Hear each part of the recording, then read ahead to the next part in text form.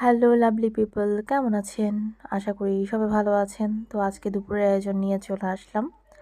আজকে করেছি একদম লাল লাল করে আলু ভাজি। অনেক দিন ধরে এভাবে খেতে ইচ্ছা হচ্ছিল, তাই আজকে করেই ফেললাম।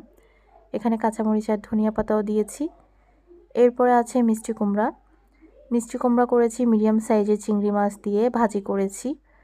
এখানেও বেশি করে ধনিয়া পাতা দিয়ে দিয়েছি। তো এরকম মিষ্টি কুমড়া ভাজি কিন্তু মাঝে মধ্যে ভালোই লাগে। এরপরে এখানে আছে একটা শুটকির তরকারি, ছুরি শুটকির তরকারি নিয়েছি।